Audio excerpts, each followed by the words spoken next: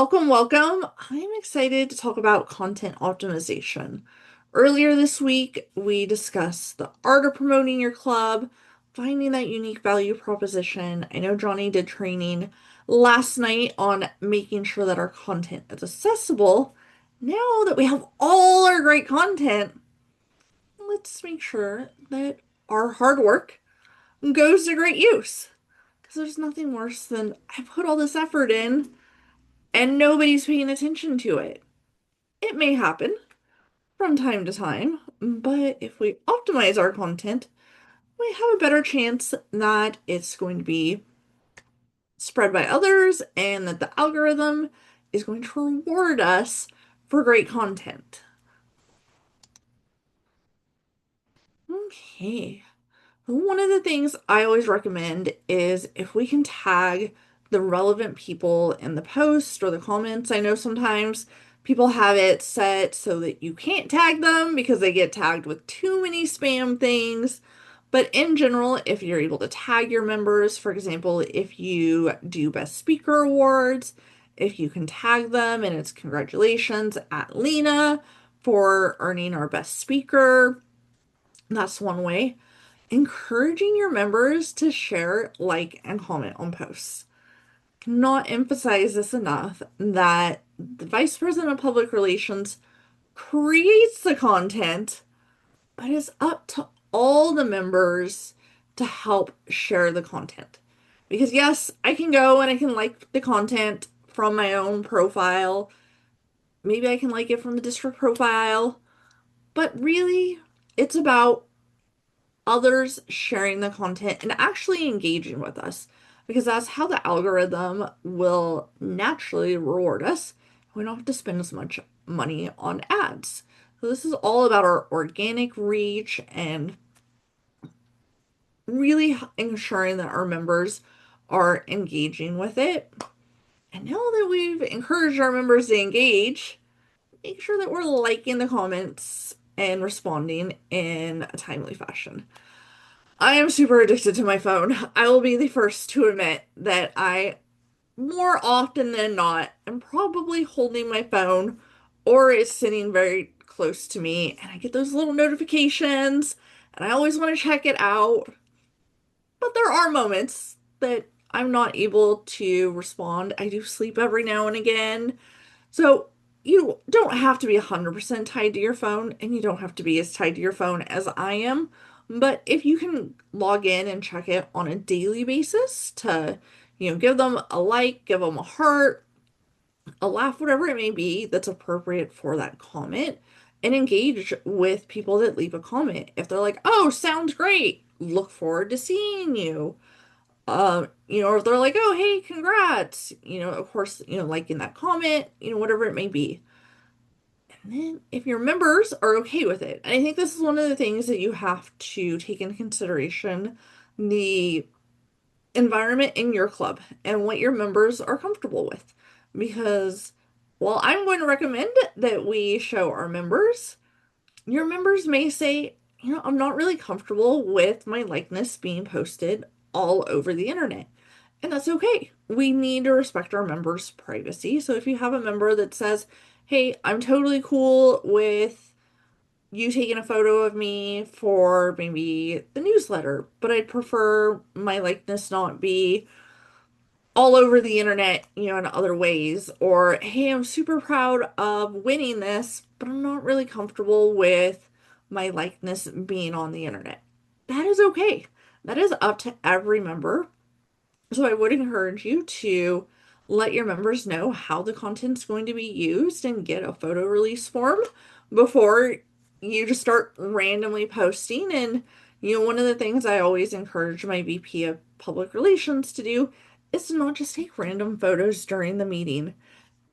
You don't have a group of 20 people that look excited all at the same time. We don't sit at our computers with a smile staring at the speaker at all moments in time. There's always going to be somebody that's looking down, somebody that has a face of perplexity, whatever it may be. So I really encourage you to take those stage photos.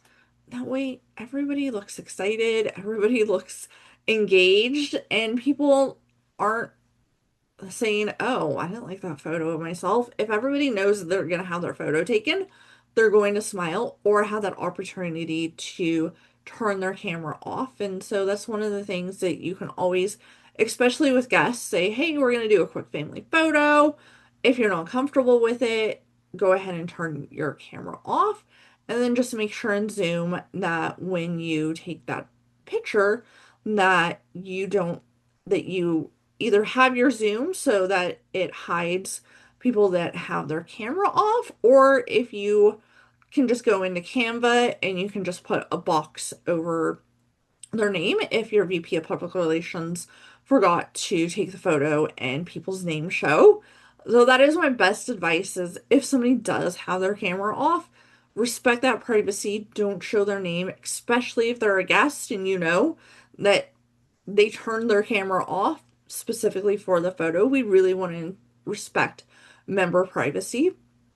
So I really encourage those stage photos. And, one of the things one of my clubs do is like we do a waving photo, we do fun things.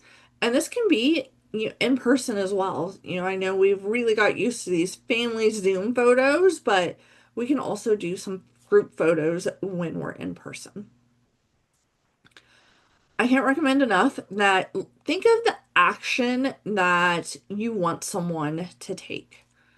When we're posting our best speaker, we can say, come join us for our next meeting to try your talent, especially when it comes to table topics, or come join us at our next meeting to hear phenomenal speakers. Sign up today, register today. We always want to be thinking about what is that action that we want somebody to take. And every post should have a meaningful why.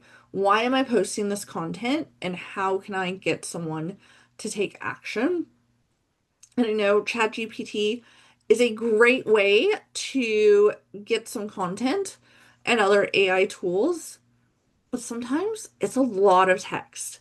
So as you look at it, I encourage you to rewrite it, have a district voice when you're doing it, and don't just plop it all in one. Make sure that you have some text, some bullets, really breaking it apart because I don't know about you, but I have a very short attention span when it comes to my social media.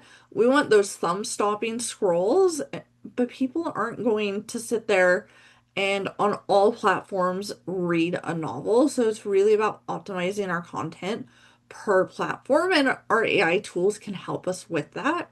We can ask it to create a Facebook, an Instagram, a LinkedIn. We can have it help us create that, but really make sure that your text is short, sweet, to the point, has that action item. With our Instagram and our Facebook groups, we can do polls. That's a great way to engage people. We can do carousels instead of just posting, one photo and then doing another photo. If we do a series of photos, congratulations to our speaker, our best table topics. We can do it as a video for the various platforms. So you can play with different things and see. The Instagram Reels can also be cross-posted to your Facebook page. Do live content as well, because that also can engage people. If you want to showcase maybe a couple table topic speakers, if you're having an open house anniversary event, maybe do a live stream of your keynote speaker if they're okay with it, and if you think that there's somebody that would have a topic applicable outside of Toastmasters. These are all content ideas that you can play with. At the end of the day, you are only one person, though. Canva can be great to help you repurpose your content per platform. It can, if you have a Canva Pro account, then you can have it resize. I do understand, though, you still have to do some resizing of the photos and the text to make it lay out perfectly. You can copy it over if you just have a free account. For one of my clubs, we don't have a pro account, and I created a Facebook post, and then I said, oh, you know what, I want to create an Instagram post, but Instagram isn't Square anymore, so let me do it in Instagram. So I just kind of copied over my Facebook one, put it in Instagram, made it kind of good. You can decide which is your primary platform based off the engagement you're getting. And then I would recommend creating your content for that platform first because you're going to have the most pop, you're going to have the best content for that. And then your other platforms that you may not get as much engagement or as many visitors to your club, then you can have those be your secondary and the content will still be good, but it may not be the content that just really pops. But it's a great way to cross post to other platforms. And review your content to see what people are engaging with. Because you may think, oh, this family photo is like my go-to. Everybody loves it. But maybe your save the date for our next meeting is what really gets people to come. And you can, you know, test different content, see if people are engaging with your reels or if they're engaging with your posts that are static.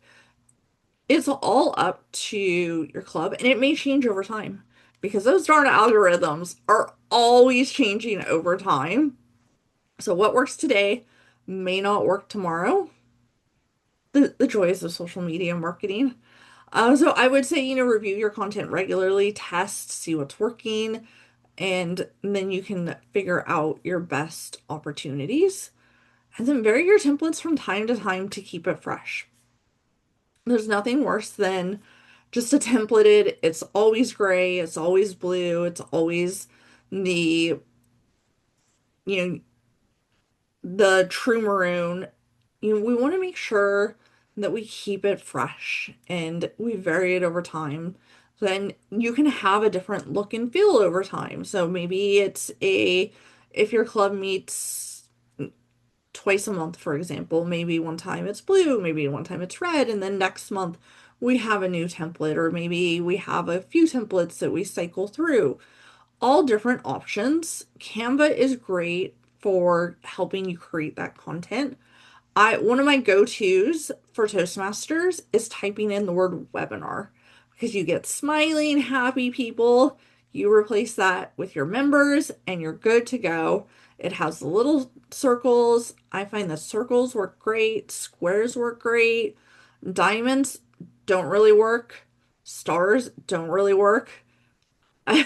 So, make sure that when you are creating your content, that people's heads aren't chopped off. Really make sure that when you look at it, you're like, oh, this is something that people can be proud of. This is something that people want to share.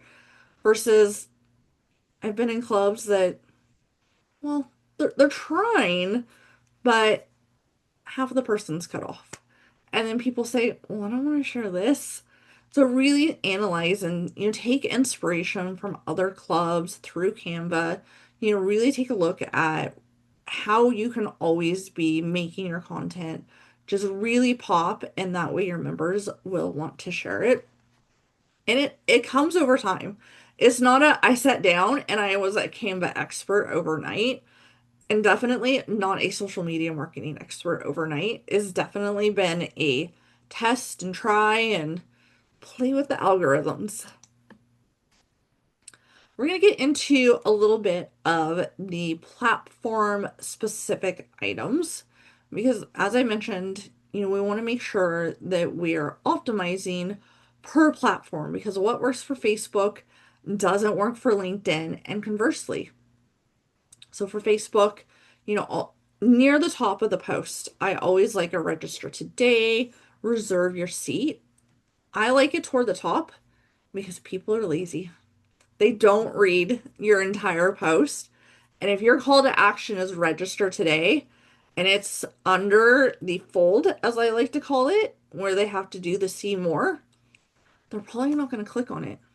And you've done all this great advertisement and nobody's going to click on it because it was at the bottom. So put it at the top, put the date, put the time, and then why they should come can follow that. Because if you have a great poster, if it's sizzle, you're going to catch people's attention. And then you'll say, oh, this is really cool. And they might read your copy. They may not read your copy. And they're just going to show up. So make it short, make it skimmable. That way people can really, stop the scroll. And we don't want to put too much text into it because people aren't looking to read a novel when they come to Facebook. Short, sweet, to the point. Ask questions to spark engagement, especially if we're posting in member groups. We can congratulate our best table topic speaker, and we can say, you come join us for challenging table topics, and we can ask, what's your favorite table topics tip? Various items we can ask, join us so we celebrate.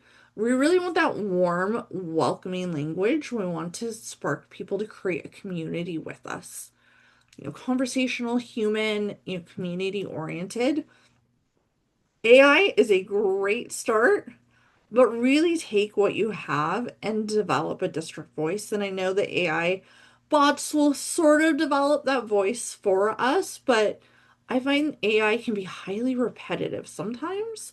And so it's great to take it and take bits and pieces, but then really make it your own and make sure that if you are putting it in, you can also tell it, make sure the post is 80 characters or less.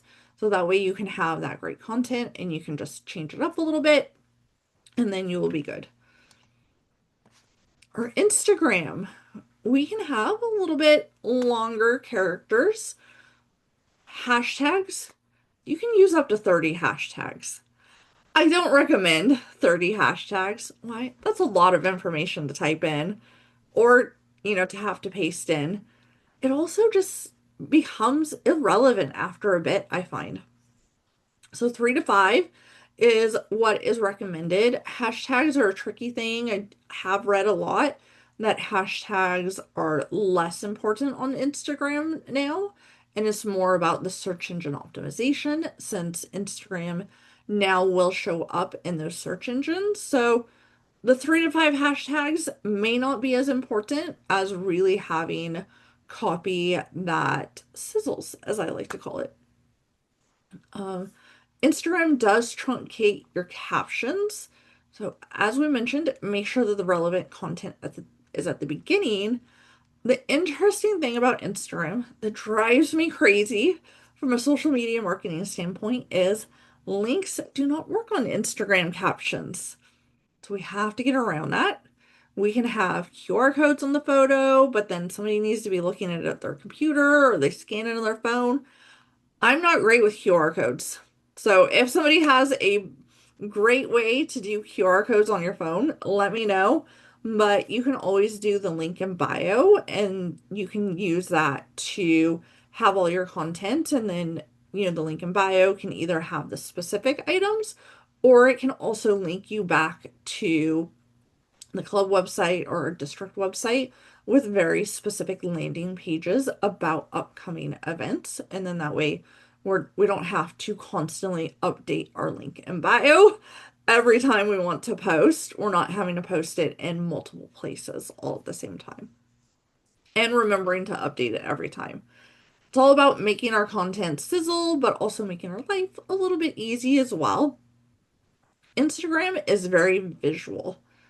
I cannot highlight enough that we want content that is visual. We want to bring out people's voices. I love movement on Instagram. I find personally that a lot of people are attracted to movement. So static photos, yes, they're great, but if you have a little bit of movement, that does seem to help. The reels, I don't know how many hours a day I spend watching reels. Probably too much time watching reels, but that's a great way to get beyond just your club's profile. And that way, if once again, using those hashtags, that search engine optimization, and it can be public speaking tips. Your Instagram can be more of a tips and tricks versus, just necessarily your club event. It's all about what works best for you and how much time you have as well. Because I will caveat, these are all great items, and you may be thinking, Julie, I got to create this community on Facebook. Now I got to create these tips on Instagram. How can I do all this? I'm only one person, but you can also leverage your members and ask them to record reels. And then you can post the reels as the VP of Public Relations. Just give them very specific guidelines. I find some people, I'm like, oh, can you do a reel? And they want to talk for 5 minutes. Nobody wants a 5 minute reel. So, reels should usually be under 60 seconds. So that way we can really capture the moment. So, it's just about helping work with our members to ensure that our content sizzles. LinkedIn. LinkedIn is our professional network. I have found that LinkedIn is becoming a little bit more Facebook, Instagram. People are starting to post pictures of their dogs. They're posting a lot of personal information, personal struggles that they are encountering. But overall, LinkedIn is traditionally a very professional platform. So, I would say that the LinkedIn would definitely be highlighting your members, but how they've grown through Toastmasters, as well as how Toastmasters can help someone professionally.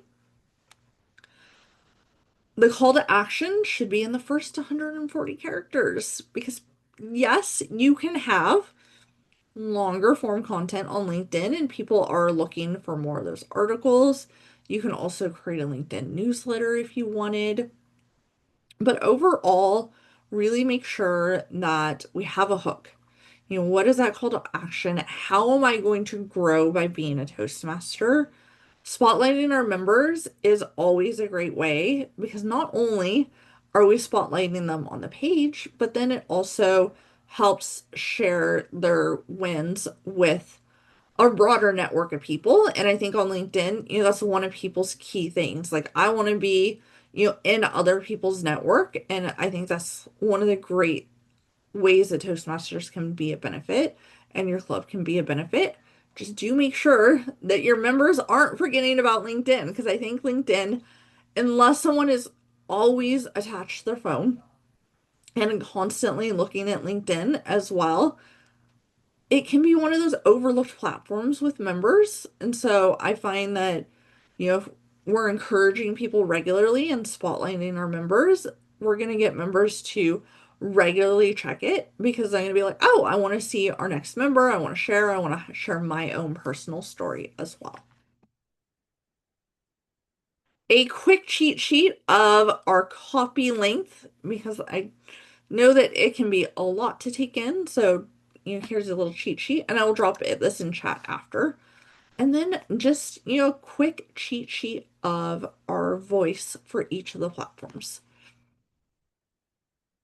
Okay, now that we know our content for the voice of what we're going to do for each of the platform and how long, it's time to design. And I know Lena's going to have Canvas specific training, but I'm just going to provide a few tips tonight on what to look out for when we are working on our content.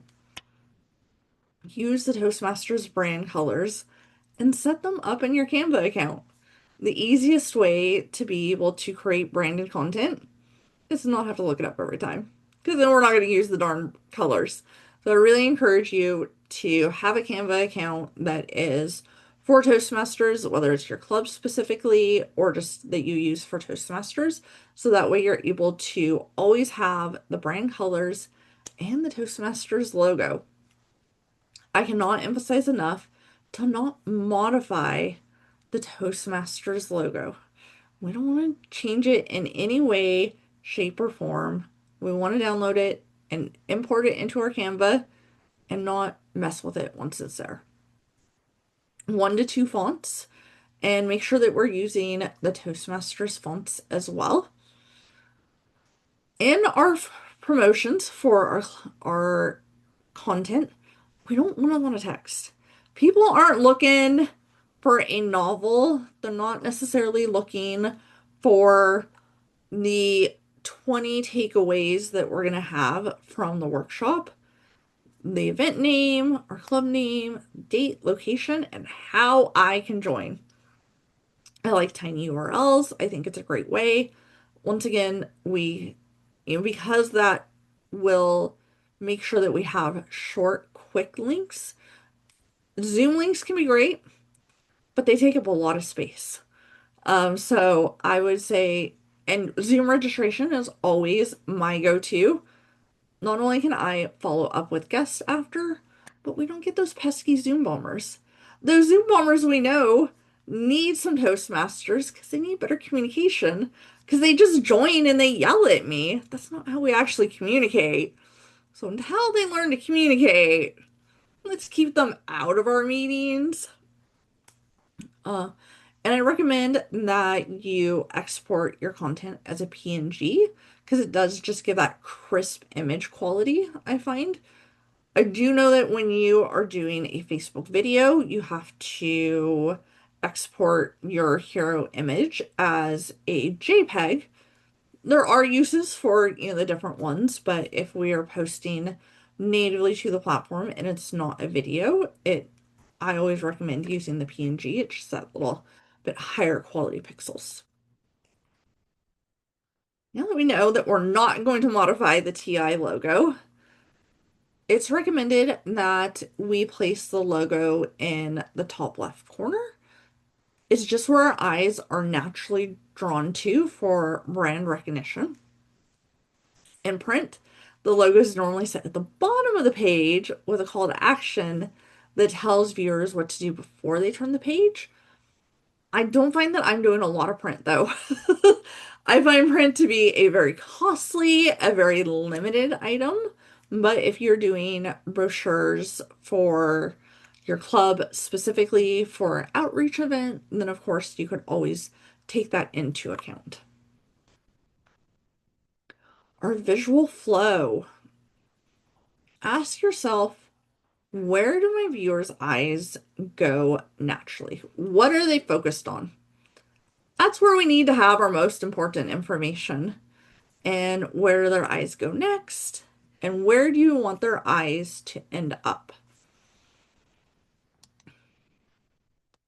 All right, typography. We're going to use the Toastmasters fonts, but we also know that we're going to have different sizes throughout. So your level 1 would be your most important content. For example, the name of your club or the name of your event. Our level 2 elements help us organize our design into sections or relate some information together. They don't stand out quite as much, but they will help direct two different parts of the design. For example, we could do the date and time in a slightly smaller, but still a very readable text. And then the level 3 would be, I always like to do the link a little bit smaller because I find a lot of times people aren't necessarily using that link that's in my photo because we aren't posting PDFs because PDFs don't post to our social platforms. I find people aren't necessarily using those links as much, but it is good if somebody is just downloading and sending the image somewhere else, then somebody could still have that information. So this is just a quick look at a Canva example. This is obviously a magazine, but just a quick look at the headings, the subheadings, and that body copy. For social media, we do not want to put that much text, but it's just an example of how our hierarchy can lay out. Oops.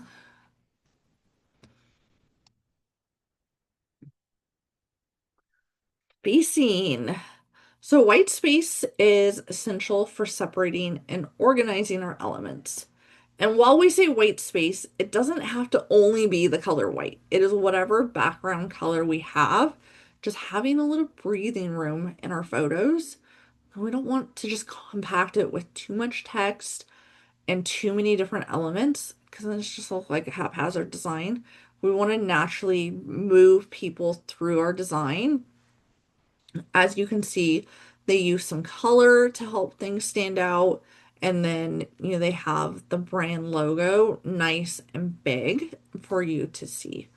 And then group related items such as your date and time, because it's all great to have a date, but then if we put the time, once we do some, key takeaway or something, we're gonna lose people. Then we're like, okay, your event's really cool, your club's really cool, but I don't know if this time is gonna work for me.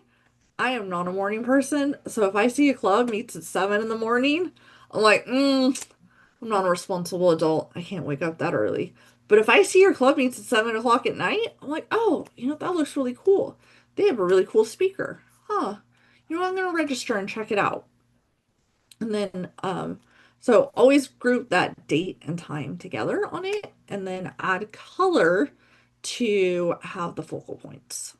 So you can always do your date and time. For example, if you do the true maroon or the blue, you can do the yellow or the white, and then that could help draw people into your date and time.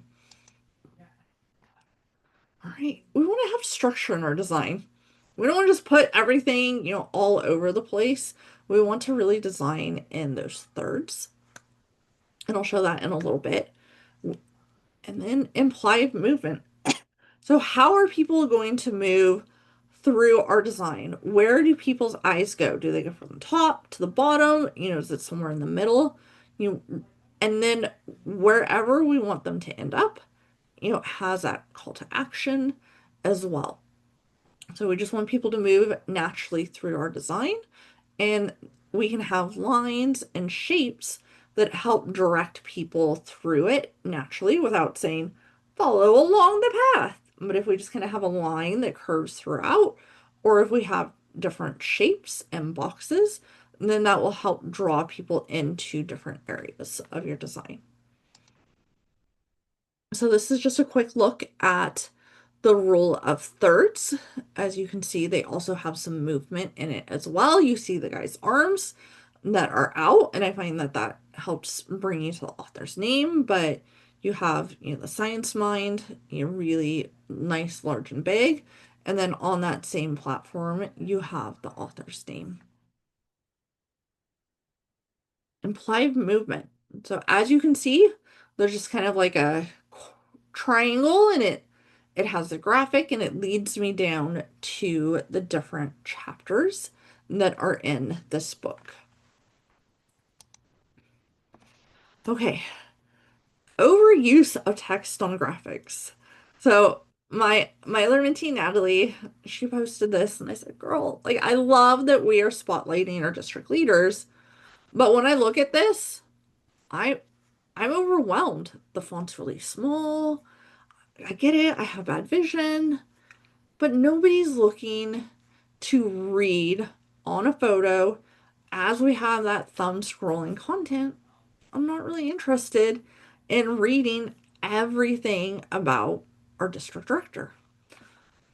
But if we have more a light text, and then we still have some graphics that are leading us to his name, some spotlights on him still. And then we can always, in our copy, we can link it back to our district website. And that way the content also continues to breathe beyond just on our social media platforms. It's another way to just continually repurpose the content. These were just very quick designs. Now that I look at them, I'm like, I don't know, I don't love them. So, but this is just a quick way that you can use movement and then also just minimize the amount of text. These were designed specifically for Instagram.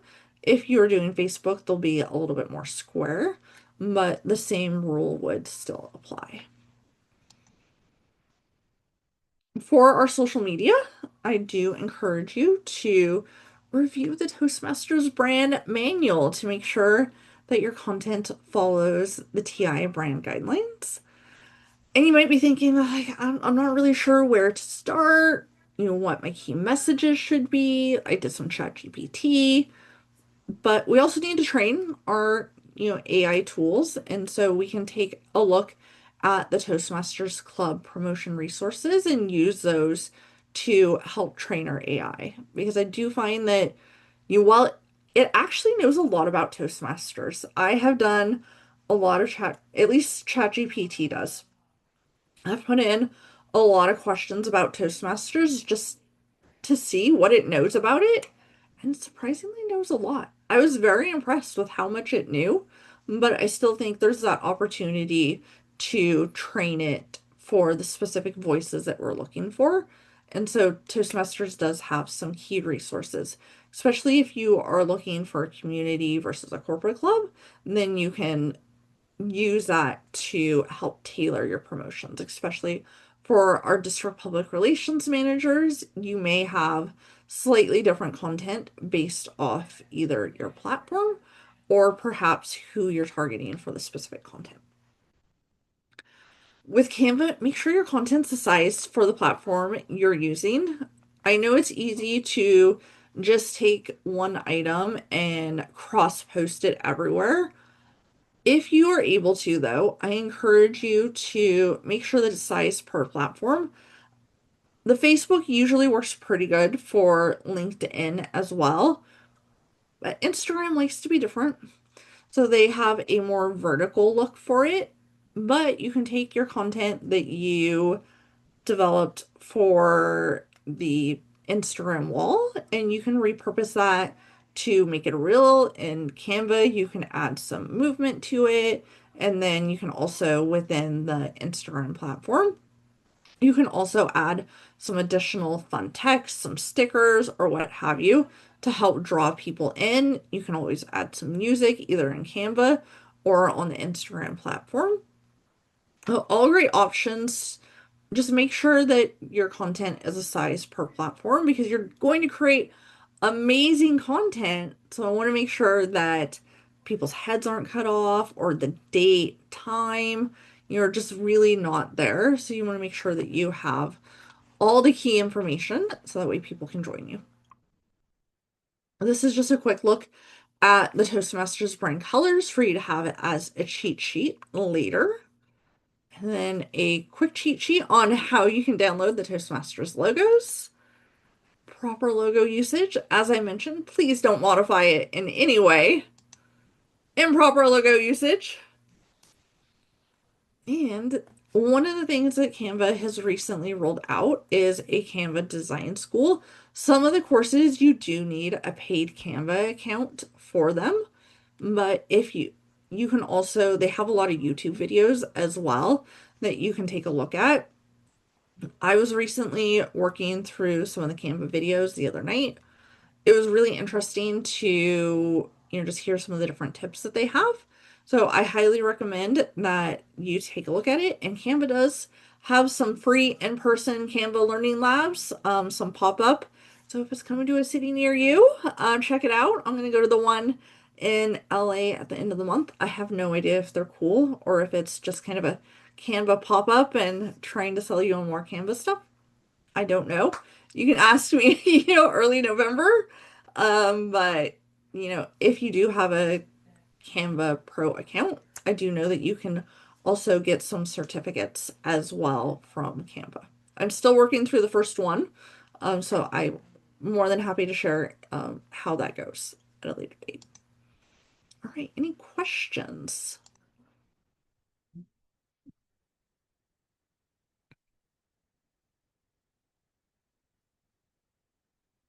Yes, as a nonprofit, you should be able to get it for free. I have heard that some people are having trouble getting their accounts authenticated through Toastmasters International. So I'm not, that's what I've heard, but certainly definitely worth a try. And I know Angel is going to have a nonprofit specific tips and tricks on how to get discounts. Well, early next month, I believe. Correct, Lena? Yes, that's correct. So we will be getting a little, doing a deep dive into this as to how we can get that nonprofit. It's basically a group exemption letter that we can get from the TI website, and then Angel will show us how we can go into Canva for nonprofits, and we'll be able to submit a request along with that group exemption letter. So yes, we will cover that in the session in October. I'll just post the link in the chat for you. You can register in it, and that's going to be on October 16th. Okay. We also have more exciting sessions before then, so definitely be on the lookout for all the cool D100 trainings that Lena has organized. Any questions about how to make our content pop and sizzle and optimize for the various platforms? Who's excited to start optimizing our content and making it sizzle?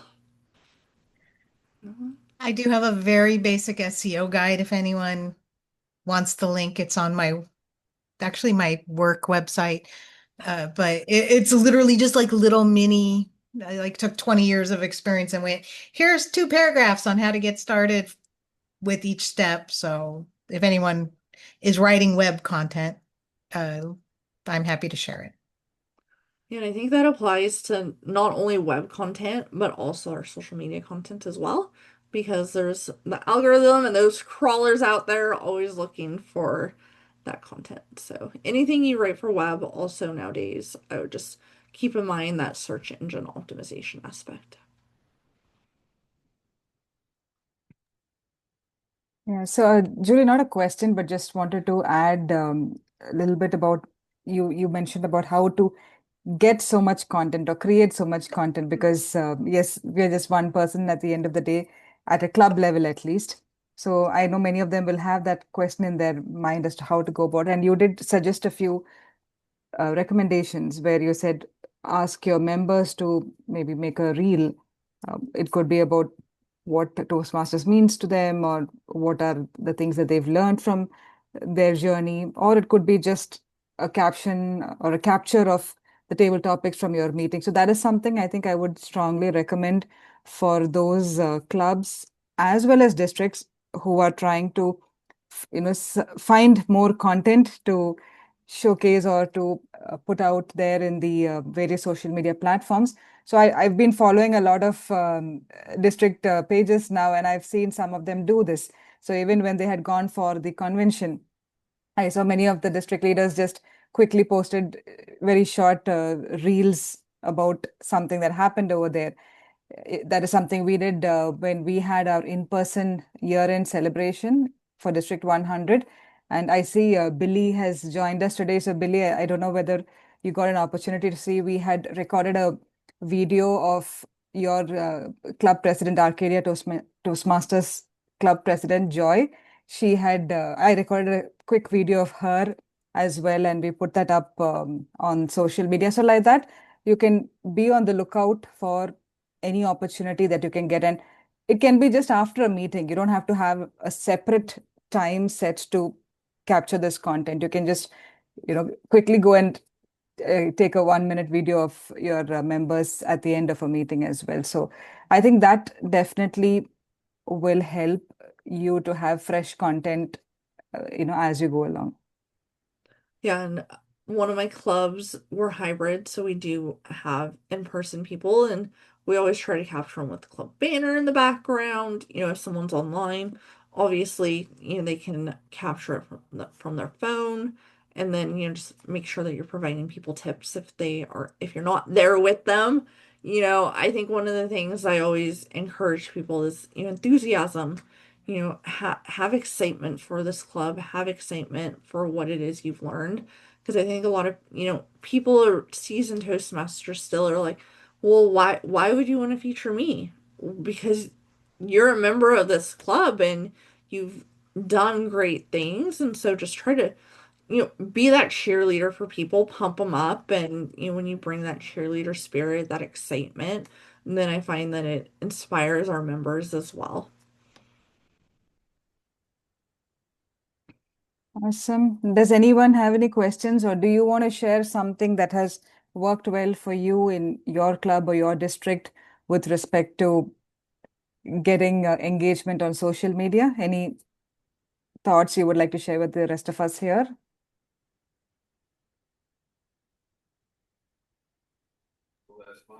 I do. Y- Go ahead, Edna. It's more like a call out. When you had mentioned how people put their little tagline And when you watch their video, it's cluttered with all the TikTok mumbo jumbo.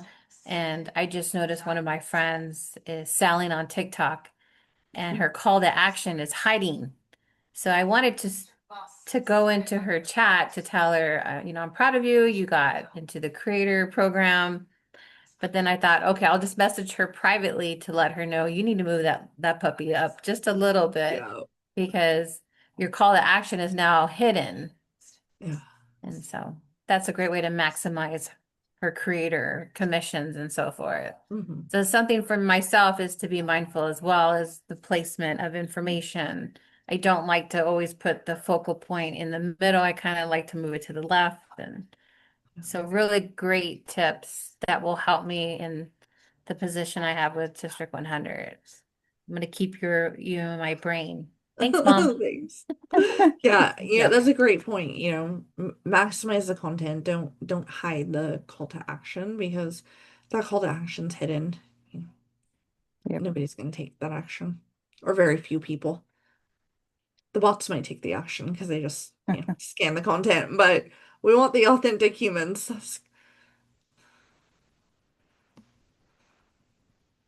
So, okay, I think if you don't have any questions, let me stop the recording.